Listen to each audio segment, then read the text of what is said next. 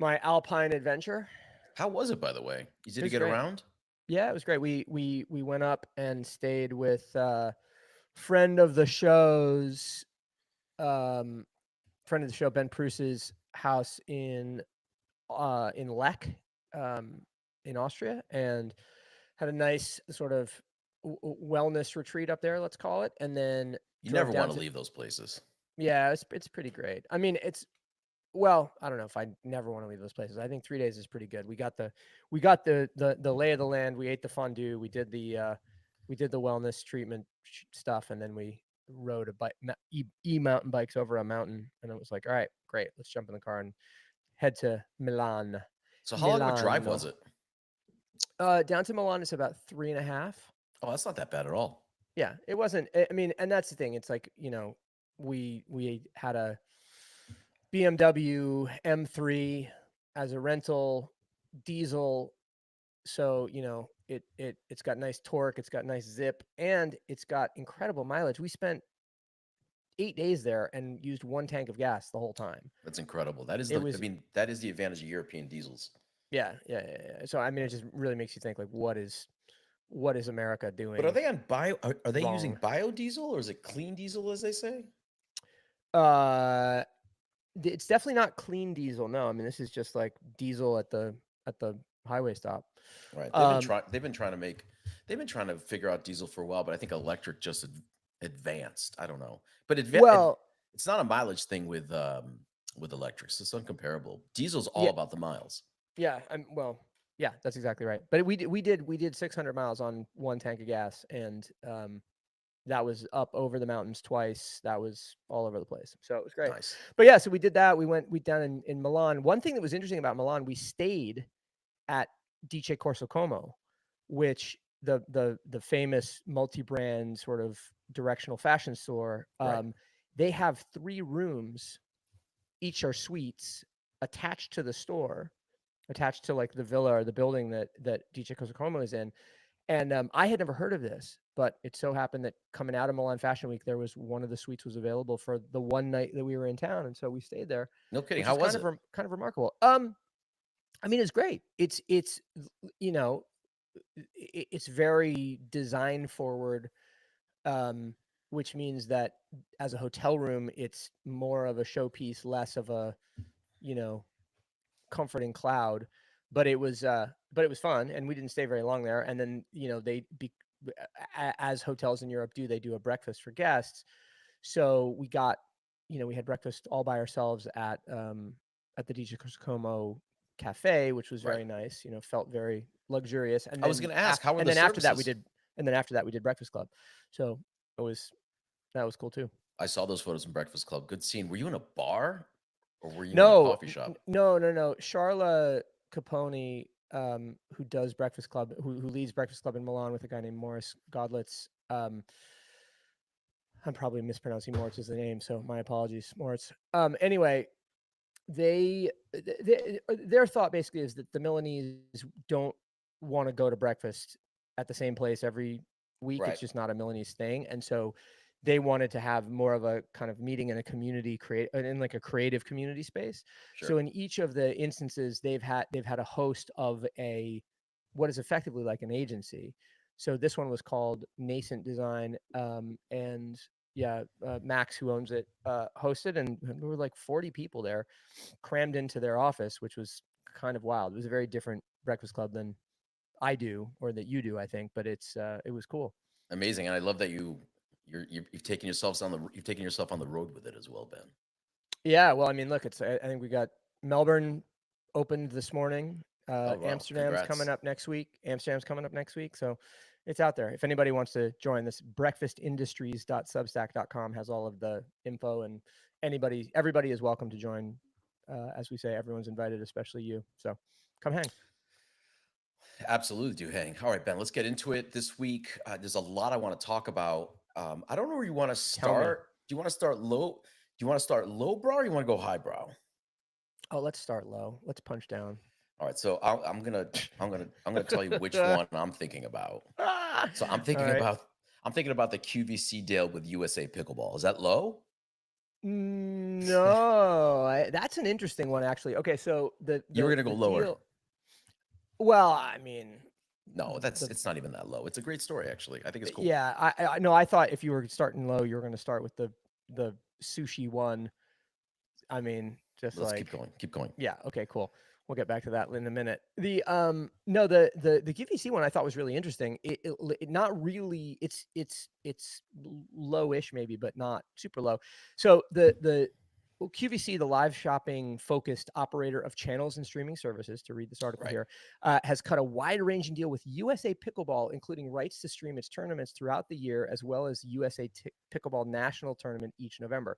So this is kind of fascinating, right? Because it's like QVC is really about that retail moment. It's about product storytelling. It's about your parasocial relationship with the host slash salesperson. It's not about sports or storytelling or anything else, unless I'm wrong, maybe. I think this is all about storytelling, and specifically to that core audience that shops QVC. And I'm going to take a wild guess, but it's a lot of Midwesterners, usually retirees or maybe stay-at-home moms who do absolutely build a relationship with their host. And if you think about it, like you know, QVC has likely been trying to figure out what they could put their name against as a retailer, right? As a multi-brand, cable TV retailer.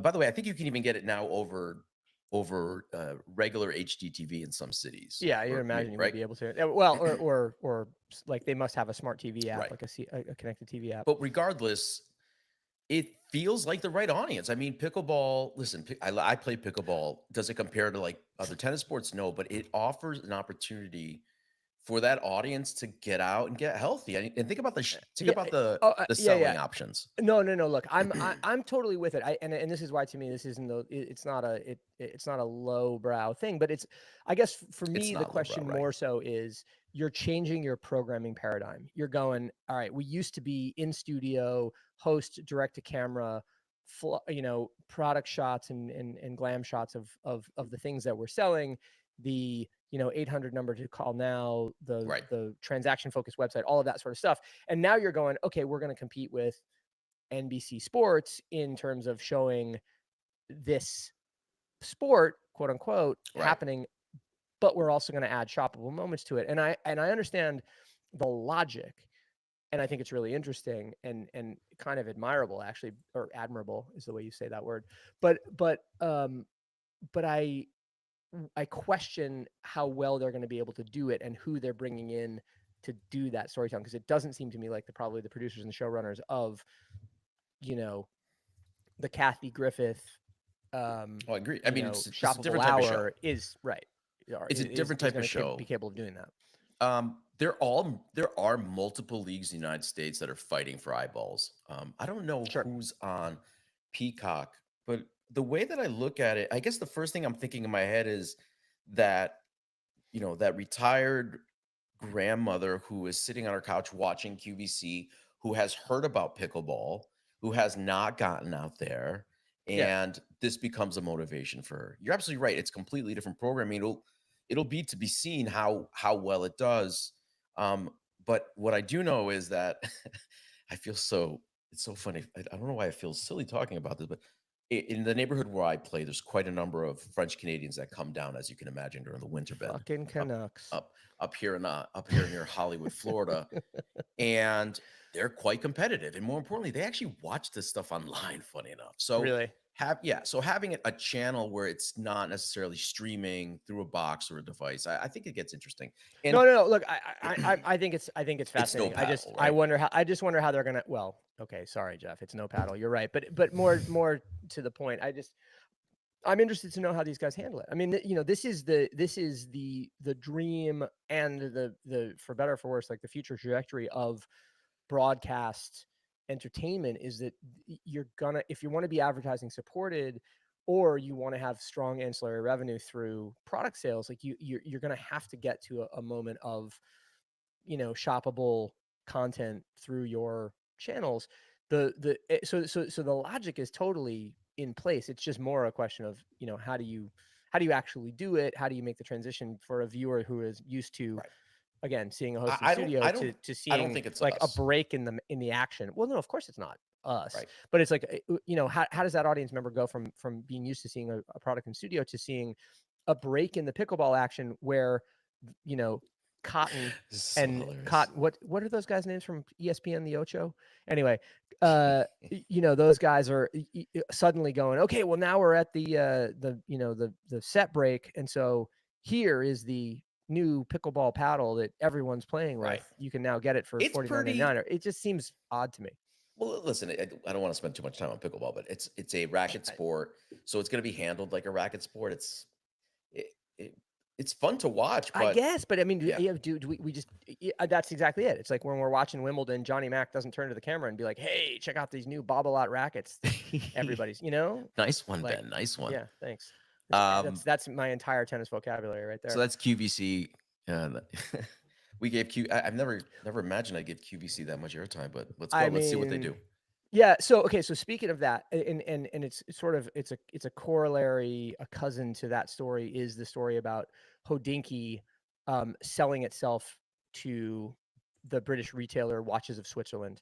Right. So Hodinkee began as a watch blog, literally, became a watch media company, became a all-in-one, let's call it horology conglomerate, where you're doing storytelling, you're doing direct sales, you're doing special editions and products. And in the pandemic, it seemed like that extension was logical and strategic. And in practice, they overextended themselves, particularly around their retail business, Crown and Castle, or I think it's Crown and Castle, which they Crown and acqu- Caliber. Crown and Caliber, excuse me. I was thinking Crooks and Castles, Crown and Caliber. It's Crooks all, and Castles. yeah, man. Love that brand. Anyway, they overextended, and now they've gotten into a situation where they're selling themselves back. I will reiterate something I've said many times before, which is that I'm a huge Hodinkee fan. I think the idea behind everything that they do is fantastic, and Sure. I'm, you know, I credit them for instance, turning me on to those who are not watching, can't see this, but I'm holding up my Tudor Oyster Prince to the camera. Like they turned me on to Tudor in the early days, 2010, They were something like big. that. They were a big part of the Tudor The relaunch in the the United two, yeah, States. exactly. And so, you know, I have a lot of heart for the brand, and I love the vision, and you know, obviously execution is tough. But I also I hope that this new ownership under Watches of Switzerland sees again that potential that we were talking about of being the multifunctional, you know, retail media storytelling brand And they services do it well. ecosystem. They do it. Yeah. You know, Ben, I remember having conversations with Ben decades ago in Harvard Square while he came through. And it's just amazing to watch where that business has gone. What This has been, to be clear, this has Ben Ben Clymer, sorry. Clymer, right, who's the founder and CEO of Hodinkee, not Yeah. Ben Dietz, who's talking on the mic right now. No, sorry. Ben Clymer. I've never been to Harvard Square. I Also refuse great to guy. go. Refuse to You've go. never been, is that true? No, I'm just joking. Oh my God. You wouldn't be punk rock if you weren't there, Ben. That's maybe the dumbest thing I've ever heard, but okay, fine. Excuse me. Regardless, I mean, at the end of I was just actually looking up awards, and the one thing I remember about Hodinkee was what they were the first online media company that was taken seriously in the watch world, certainly within Sure. Geneva, and they've built an incredible place within that world. And having seen a similar deal myself, it makes sense. I mean, Sure. regardless of where they are in their business, a brand like Watches of Switzerland, excuse me, a group like Watches Switzerland, which owns Mayors, which is a big chain here in the United States, and plenty of others, they need storytelling constantly, Yeah. right? And Mhm. what a better place to do it than owning the story yourself? Well, it's interesting. I wonder, to that end, I wonder to what extent Watches of Switzerland looked at the Zalando deal with High Snob and said, here's an archetype for us. Or alternately, to what extent Ben looked at David Fisher and you and the rest of the I'm High sure he Snob talked to team and David. said, yeah, and said, how's this, you know, can we make this work in a similar sort of way? I Yeah, think David, we by the need, way, we're not go going ahead. to cover the story, but David got a big shout out in The Drum this week. They were talking about, you know, the big UK marketing publication interviewed him. about Super, the bringing High Snob into that world. Um, super w- cool. anyway, dude, I just like it's interesting, and the other thing that's interesting too is that in the New York Times story that this talks about, they talk about the U.S. being the #1 watch market in the world, which is an interesting analog to the. There's another story in Jing Daily, which is not in our list this week, but is essentially like watches in China are really suffering, and so the luxury watch brands are trying to figure out, all right, what do we do now after this huge cohort of upwardly mobile aspirational Chinese are not buying retail anymore. Well, it's not. It's I think it's across the board. I mean, the art market is feeling it for sure. Well, maybe, and I say that to say like my sense of every marketplace is that it's weird right now. Like certainly the fashion marketplace is weird, the art marketplace is weird. But the interesting thing about art is that Marion Maneker in Puck a couple of weeks ago did a big deep dive into whether or not the art market was actually tanking, and what he found along with Art Day or Art Die, however you say that, Art DAI, is was that young artists and sort of mid-career artists are actually selling more than they have been previously, but that the very high end of the market is not doing the volume, and so that's Right, what skews the numbers. right. And then there are a few artists, particularly those who came to the fore in the sort of identity politics driven art rush on BIPOC and diverse art makers in post 2020.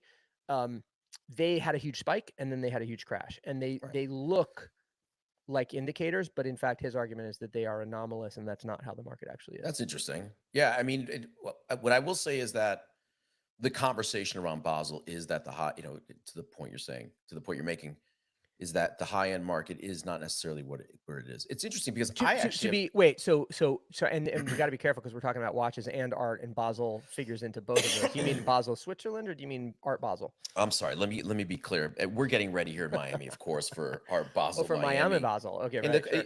it has been a conversation. It's like what's going to happen this year, what it's going to look like in a way that I wasn't, you know, that may not necessarily have been a year ago. Um, Sure. but let's go back to watches. I think it's yeah. Look, everyone's trying to figure out what's next.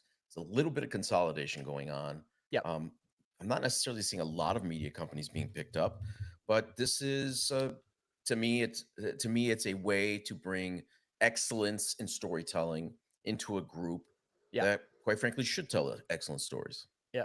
Which brings us to a really a nice pivot to the news from Nike Which, about which one? a storyteller par excellence, Tom Sachs, being welcomed back into the fold at the swoosh after a public but not definitive distancing in light of the negative press he received in 2022 about his studio practices and the culture of the Right. workplace over there at Ben, can you give us Tom Sachs Industries. without getting too deep into it? It's a quite an interesting story of how it came to light, though, if I'm not mistaken. It all started Yeah, with a classified ad, if I'm not mistaken. yeah, it was something to that effect. It was for all intents and purposes a classified ad for an assistant or a house manager or something like that for an unnamed couple in the arts, and working out of the artist's home and studio and taking care of and managing, their family and business and so on and so forth, or not family and business, but the business of running the family. Um, and as people dug into it, it became clear that it was Tom Sachs and his wife, and then it became, and then a bunch of people started to, former sort of disgruntled members of his studio started to raise the hand and say, "Hey, this guy's a nightmare to work for. Don't do that," so on and so forth. My read of the situation has always been that if you dig a layer deeper into it, that yes, Tom is probably, and I don't know, I've met him a few times, but I don't know him, but he is probably a bit of a nightmare to work for if you can't deal with obsessive compulsive people who want things done exactly their way.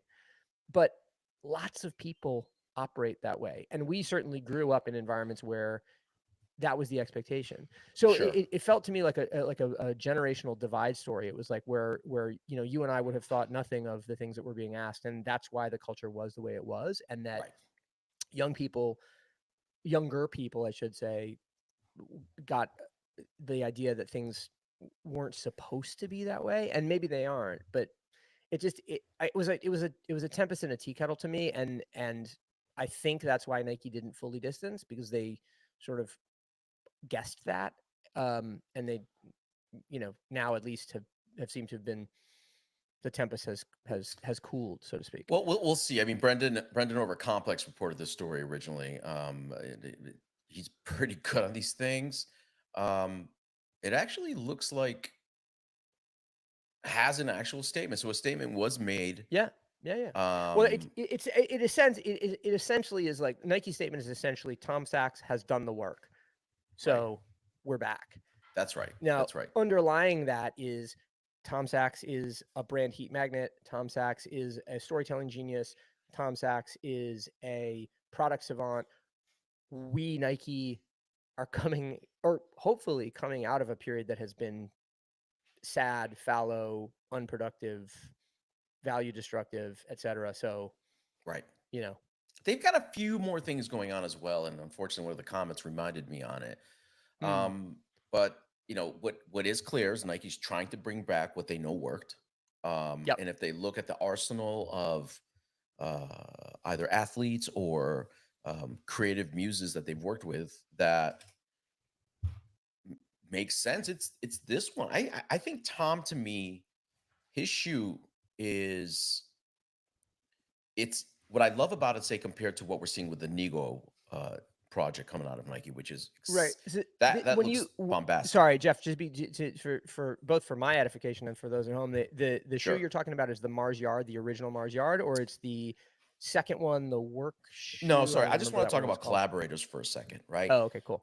I think he has been everything he touches with Nike. I think actually works. It feels right to me. He's the only guy that's put me in brown sneakers ever, quite frankly, with the service shoe, and it works really. I mean, it's a great looking shoe. Brown Um, sneakers, amazing. from like a very simple product perspective, functional, beautiful, it works. Nike needs that again. And what made the Mars Yard, excuse me, what made the um is it called the service shoe, Ben?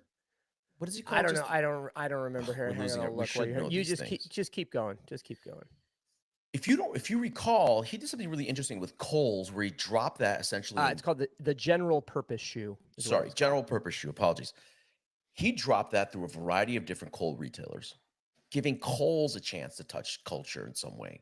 Oh, And I didn't know that. Really? yeah, the first colorways, if I'm not mistaken, maybe not the white, but the second yellow And that colorway. And that was a retail strategy through Kohl's. It wasn't just like a weird inventory misallocation. No, it was absolutely Tom working, saying, "Look, I want to," Interesting. which is my favorite way to do things. Put this thing into the Yeah. small markets in volume and see what happens. And people were chasing them. People started chasing him. You could, of course, go online onto Tom's page, and I think it may have been available on sneakers and been part of a raffle. And that's actually how I got my pair. But to the point, I think this is not the last one we're going to see. I think Tom's coming in. Oh yeah.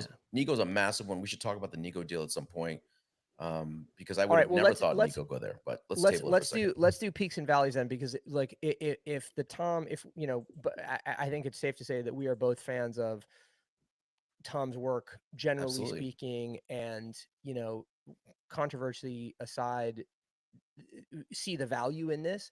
I think people should get If second chances. that's yeah, I do too. If that's a peak, then the valley here is this absolutely like Yeah. lazy, thoughtless, stupid sushi club Air Force One with Nobo, New York for friends and family, which is like it's like a GR Air Force One with some embroidery on the heel quarter, on the back quarter. It's just like it's Supreme caught hell for being lazy with their Air Force One collabs. This is even lazier because it ignores all of that feedback and just repeats the mistake. It's mind blowing to me. Um, Yeah, I mean, are we just trying to not make? I don't know. It's interesting because I think that the God, I'm losing my photo of it so I can give you direct nail Well, on okay, it. so just Where is it? to say Oh, it here again, it is. it is Yes. it is a pair of chopsticks in an X style cross, and Hmm. it says Sushi Club New York, and that's it. That's the I whole don't think collab. that It's a white Air Force One. It doesn't look like they've changed the material at all. It's like this looks like a Nike by you for by people with no imagination. Like I'm and just that's shocked by this. but that's exactly what it is. This is if I can listen, High Snob had Friends and Family AF1s done as well, where we were able to print this. This is not coming through the collaborative system. I there's no way it is. This to me is probably coming through some old style ID system. This is how a lot of stuff I got ticked guess. I in. mean, yeah, it's just funny. It's like I'm looking at the sneaker news story and it says the Air Force Ones are not made for public release and is made exclusively for friends and family who will They're not attend a the collab. special They're not dinner. a true collab. Let's put it that way. Yeah, I suppose that's true. And you know, if uh, But that it being is said, important. me throwing Nike under the bus here might not be fair because this could just be the Nobu people doing it directly themselves. Right. But Nike should get some quality control with high profile These are collaborators if 100% that's the not made case. to be in the public. They're not made to be in the public. What is this? Well, It says they are selling it. Wait a second. The retail price for the sneakers. Really? Nah. I It, mean, listen, I'm it's this is fired. The whole thing is fired. if I'm not mistaken, Fired, by the way, not fire. Chris There's a D on the Stamp end. Fired. worked on this collection, if I'm not mistaken. Um, yeah, but can we take it a little bit lower then and talk about what Target's doing? Uh, yeah. Okay. Lower. Interesting. I wouldn't. Dumber maybe, or dumber looking maybe. Context, But I Ben. think this is kind of Context. interesting. All right. So um there is a new shoe that Target is introducing that allows um, the sneakers to literally expand. The soles are bifurcated in a way that allows them to expand, so that a kid could wear um, a pair of shoes over the course of time as their feet grows. Which, like, I don't love the execution here, but I think the concept is kind of genius. Do you not? You're not into the concept? I it's I actually think that so let's talk about the company's name. So first of all, it's called Unos, if I'm not Yep. mistaken. I think I'm saying that group by go Yeah, ahead. Unos by SZ or maybe by size or whatever, which is Unos is a acronym that stands for you need one size, Right. and they're And for available the in kids sizes at $35 and adult sizes for $50. right. And if you look at this, toward the back of almost toward the heel cup on the sole, there is that opening ridge. Now, what's interesting is Yeah. we've seen this in plenty of footwear. I don't think Really? plenty I've of never seen shoes, this before. plenty of shoes have a split sole. Oh, I see. Okay. I think Yes, what's that's true. different is the fact that it can grow by a half size, which is kind of crazy. By the way, they look completely like, they're taking inspiration from, of course, what Adi has done with uh, their Yeah, I boost mean soles and they look others. like low budget AMDs, um, which is I'm This sure the design inspiration. the adult one looks like it looks like a Jordan-esque 1-in-1 or something. But anyway, we'll see where this thing goes. But to the point, like, is more importantly, I think it's a house brand for Target, right? So Target Yeah. now, in my view, knows that they need to move away from that wall that had their old house brand and start to, you know, become the Target that we want them to be, right? Compete against Walmart with better quality product, as they Interesting. say, a slightly higher price, a different experience when you walk in.